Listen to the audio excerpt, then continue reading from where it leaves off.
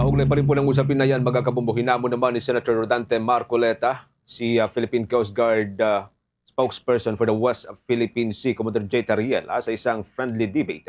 Bilang tugon sa imbitasyon ng huli na sumama ang senador sa isang maritime domain awareness flight patungong Kalayaan Group of Violence.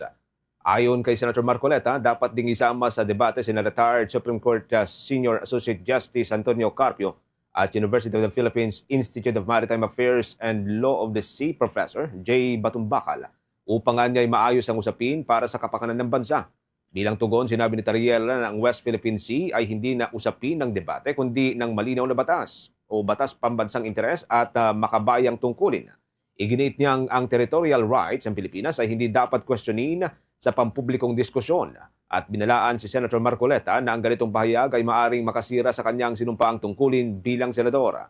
Naniniwala rin si Tariela na tatanggi sina Carpio, Batumbakal at iba pang Pilipinong may sapat na kaalaman sa issue na makilahok sa naturang debate.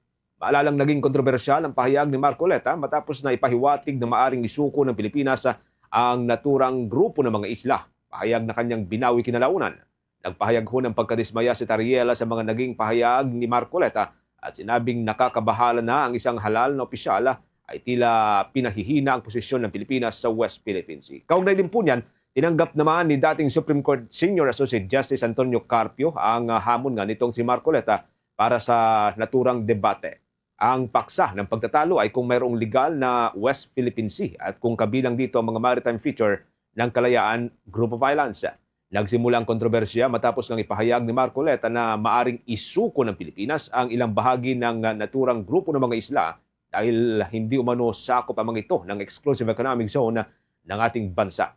Maring tinutulan ito ng Philippine Coast Guard sa pamamagitan ng spokesperson nito para sa West Philippine Sea, si Commodore J. Tariela, na nag-imbita pa kay Marcoleta na sumama sa isang maritime domain awareness flight upang makita ang aktual na sitwasyon doon. Bukod kay Carpio, binanggit nga rin nitong si Marcoleta ang iba pang mga personalidad tulad ni Professor Batumbakal. Si Carpio, mga kabombo, ay kilalang tagapagtanggol ng karapatan ng Pilipinas sa West Philippine Sea, lalo na't matapos ang 2016 arbitral ruling na nagpawalang bisa sa 9-line claim ng China. Agad ng ilang observer na ang debate ay magbibigay linaw sa publiko ukol yan sa legal na batayan ng West Philippine Sea at sa kahalagahan ng pagpapanatili ng soberanya ng Pilipinas sa mga pinag-aagawang teritoryo.